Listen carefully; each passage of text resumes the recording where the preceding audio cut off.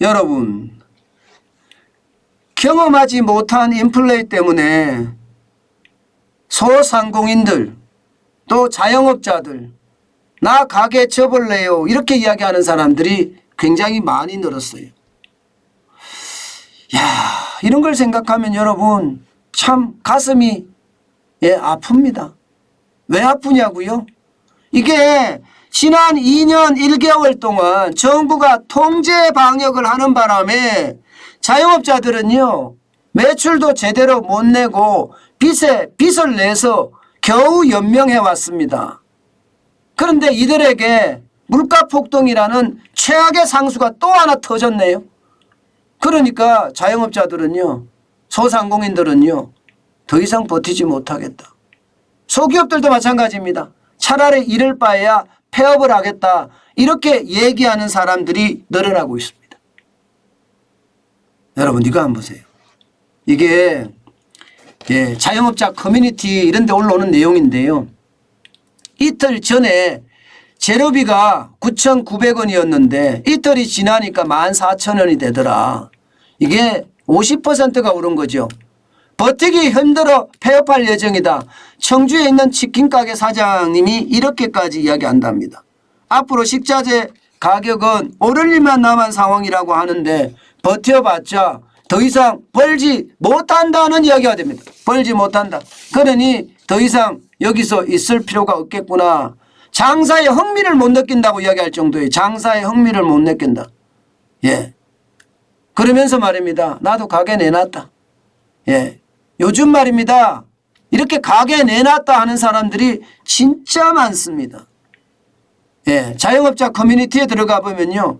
진짜 심각할 만큼 많아졌습니다. 오죽했으면 여러분 창업을 고민하던 사람들이 요즘은요. 창업을 접어버렸어요. 워낙 많이 지금 난리를 치니까 말입니다.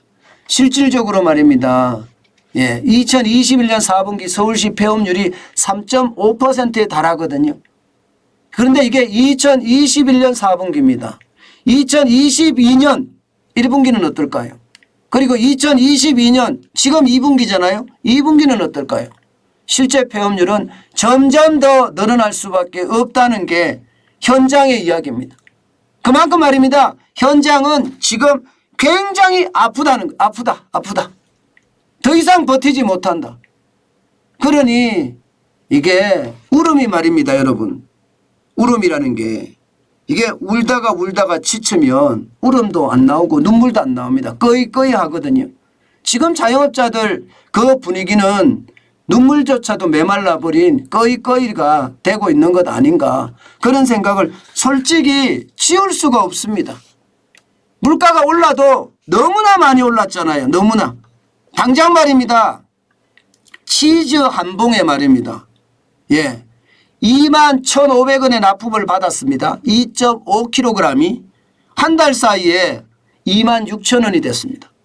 21,500원에서 26,000원이 됐으면 4,500원이 올란 건가요? 4,500원.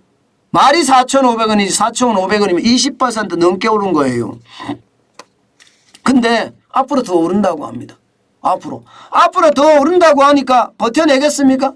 버티기 쉽지 않아요. 결국은 폐업을 할 수밖에 없는 구조다 이렇게 이야기합니다. 식용유 가격이요. 식용유 가격이 일주일 사이에 6,000원씩 7,000원씩 오르고 있습니다. 아무리 싼 식용유를 구해도요. 한 통에 6만 원이 납니다. 6만 원. 제가 식용유 한 통을 살 때만 하더라도 이게 35,000원에서요. 좀 좋은 거라고 이야기하면 4만 한 2, 3천 원 정도 샀던 걸로 기억하거든요. 물론 제가 할 때는 벌써 한 5, 6년 전이니까 그때보다가 지금 물가가 더 올랐겠거니 하겠지만 그래도 6만 원까지 올라갔으면 지금 뭐 폭등한 거나 다름없습니다. 오죽했으면 하루도 쉼 없이 오르는구나 이렇게 이야기할까요? 심지어 말입니다. 자영업자들이 체감할 시간도 없대요. 체감할 시간도. 물가가 올랐다는 그 사실을 체감할 시간도 없답니다. 그만큼 체감하려고 하면 오르고 체감하려고 하면 오르고 그러고 있다는 이야기입니다. 그러니 이게 식당하는 사람들 입장에서는 죽으라 하는 거죠. 심지어 말입니다. 배달 업체들 있잖아요. 배달 업체들. 배달 용기까지 덩달아 올라서 말입니다. 이제는 이익이 안 남는다. 이렇게 이야기하고 있습니다. 타원형 플라스틱 용기 50개 묶음이 지난해 말에 51,700원이었거든요. 지금은 58,000원 갑니다. 58,000원. 그러면 떡볶이 하는 사장님들 입장에서는 배송비 포함해서 57,000원 하던 용기하고 포함을 하면요. 이제는요. 적어도 72,000원은 받아야 되는데 여러분 72,000원을 내고 떡볶이를 시켜 먹겠습니까? 안 시켜 먹겠죠. 그러니까 매출이 뚝뚝 떨어지는 거예요. 뚝뚝. 그러니까 가게 접어야 된다는 이야기가 나오는 거고요. 상황이 진짜 심각하죠. 그런데 문제는요. 이 상황을 해결할 만한 뾰족한 해법이 없다는 데 문제가 있습니다. 뾰족한 해법이 없다는 데가. 치즈값, 기름값 계속 폭등하고 인건비 계속 올라가고 그러니 이게 뭐 자영업자들은요. 해법이 없으니까 집어던지는 거예요. 아이 모르겠다. 예, 그냥 떠넘기식으로 넘기기도 하고요. 못 모르는 사람이 가게 들어와서 그냥 싸게 준다니까 덥석 받았는데 싼 거는 맞아.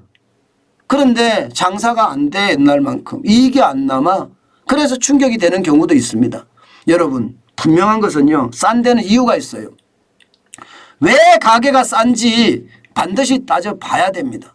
그렇게 덤탱이를 쓰는 경우가 가끔 있다고 하니까요. 뭐 평시 같으면 굉장히 장사가 잘 됐을 텐데 이게 물가가 오르고 이러는 바람에 영업이익이 그만큼 떨어진대. 그래서 월세를 제대로 못 내는데 그런데 함부로 들어가는 것은 아니다. 그 말씀 다시 한번 드립니다. 그만큼 여러분 시장의 상황은 어려워지고 있다는 뜻이고 그 어려움은 점점 커진다는 뜻입니다. 참 이런 걸 말하면서 저도 가슴이 참 많이 아픈데요. 그럴 수밖에 없는 게 현실이라는 거. 지금은요 여러분 우리가 조심하는 수밖에 없습니다. 그리고 이 불황을 이겨나갈 수 있는 묘책. 이제는요 늘 대비하라고 말씀을 드렸죠. 그 대비의 순간이 점점 다가오고 있다. 그리고 우리 나름대로는요 최악의 순간이 다가오고 있다. 이런 생각도 듭니다. 하지만 힘내시기 바랍니다.